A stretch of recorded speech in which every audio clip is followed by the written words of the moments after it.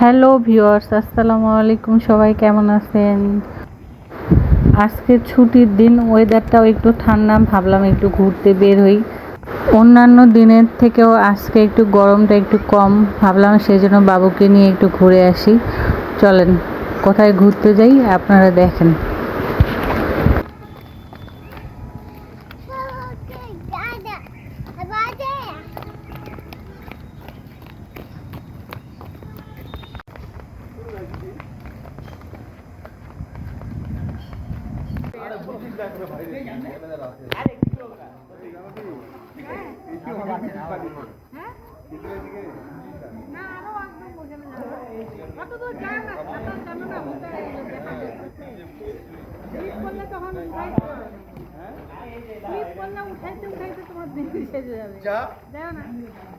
সাইজটা ম্যাপিংটা ভালো, কালারটা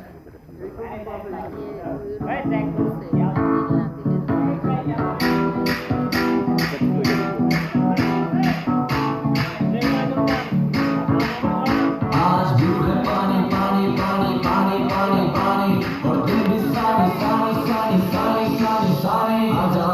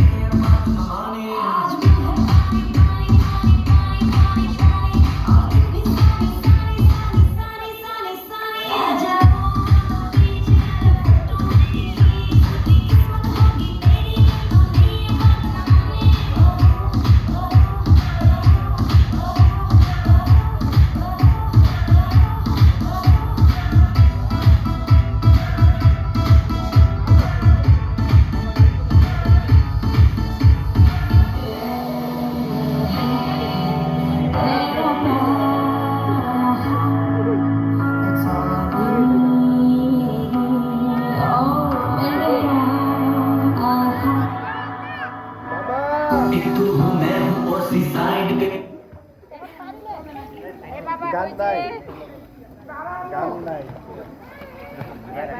पानी का शोर आजा मेरी बाहों में girl what you waiting for तुझको मैं लेके चलूं फिर सी हॉट पे हो जाएंगे हम कहीं मैलिबू के शॉट पे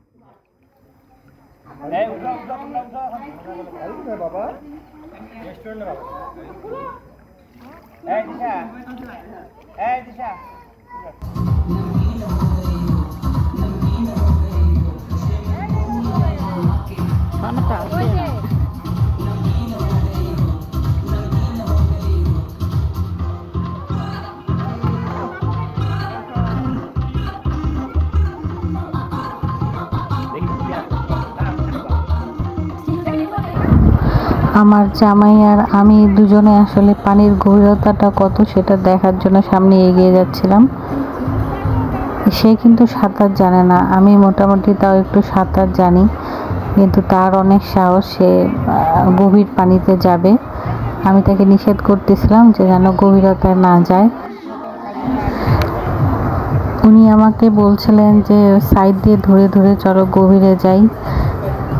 পানির গভীরতা হলো 6 ফিট, কিন্তু আমাদের দুজনের হাইট তো 6 ফিট না। আমি তাও মোটামুটি একটু সাঁতার পারি, ছোটোবেলায় শিখেছিলাম বলতে ভালোই শিখেছিলাম। আগেকার দিনে আমাদের সময় যারা ছিলে বয়সী যারা, তারা তো জানে যে বড় বড় পুকুরগুলো ছিল।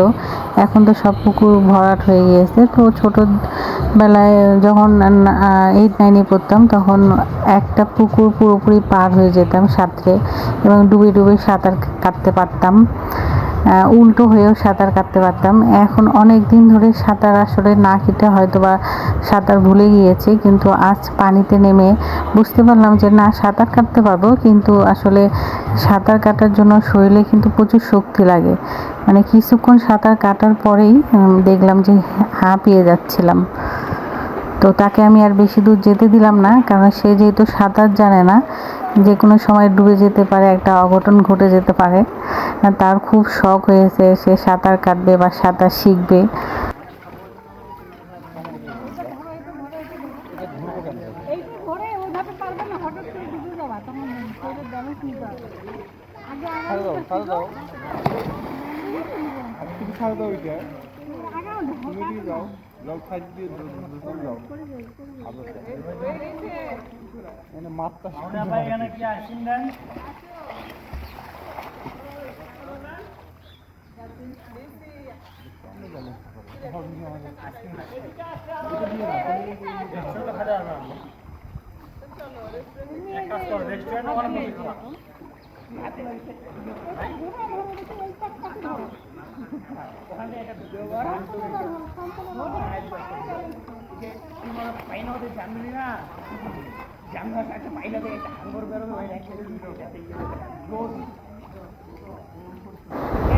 আর আমার ইজান পাখি যে পানিতে নামতে এত মজা পায়,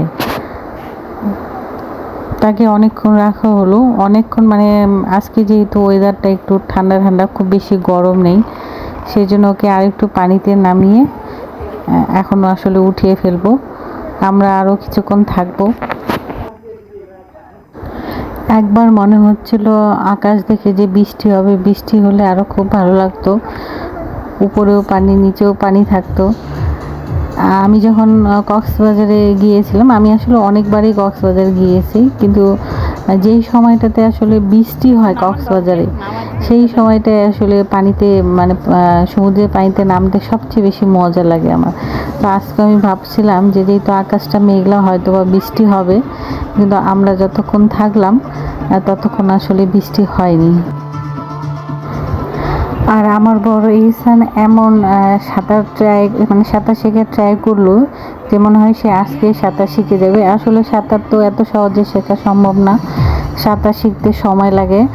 আমি যখন শিখেছিলাম, আমিও তখন অনেক সময় লেগেছিল, অনেকবার পানি খেয়েছি, ডুবেও গিয়েছি। একদিনে আসলে এগুলো হয় না। তো যারা সাঁতার শিখে তারা জানে আসলে সাঁতার শিখতে অনেক সময় লাগে। তো আমি চাই সে সাঁতার শিখুক, আজকে না হোক কালকে। সাঁতারটা শেখা আসলে খুব জরুরি।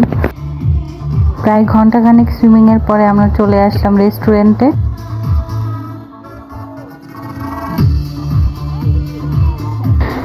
ঘাসফুলি যে রেস্টুরেন্টটা আছে, খাওয়ার রেস্টুরেন্টটা, সেখানে একটু কফি টফি খাবো সেই হিসেবে আমরা আসলে এমন টাইমে এসেছিলাম, দুপুরেও না আবার বিকেলেও না। তো দুপুরের পরও যেহেতু এসেছি, তা এখন বিকেল হয়ে গিয়েছে, সেই জন্য হালকা পাতলা কফি টফি নাস্তা অর্ডার দিয়েছিলাম, ওয়েট করছিলাম। এই দোলনাটাতে কে কে উঠেছেন? যারা ঠাকুরগাঁয়ে থাকেন তারা এই দোলনাটাতে কে কে উঠেছেন? আমার খুব ওঠার ইচ্ছা আছে, এখন পর্যন্ত উঠেনি। তো আমরা ওয়েট করছিলাম কখন আমাদের ফুড সার্ভ করবে। তাই বসে বসে আর কি করার, একটু নেচারের ভিডিও নিচ্ছিলাম আর মনে মনে ভাবছিলাম আসলে এই রিসোর্টটাতে তো প্রচুর পরিমাণে পানি ইউজ হয়, মানে দুটো আপনার সুইমিং পুল, একটাতে আসলে যেটাতে সমুদ্রের মধ্যে ঢেউ উঠে সেটাকে জানি কি বলে আমি জানি না, মনে নেই নাম। আরেকটা তো যেটাতে আমরা নামলাম, তারপরে আবার এইটাও একটা ফোয়ারার মতো করা আছে, পানি দেওয়া হচ্ছে। এই পানিগুলো আসলে কোথায় যায়? বসে বসে এটা ভাবছিলাম আর এই তো ভিডিও করছিলাম। এর মধ্যে আমাদের খাবার আসলে চলে আসে। আকাশটা মেঘলা থাকার কারণে ছবিগুলো আসলে একটু অন্ধকার অন্ধকার, ভিডিও একটু অন্ধকার অন্ধকার আসছিল। এই তো আমাদের খাবার চলে এসেছে, হালকা পাতলা খাবার।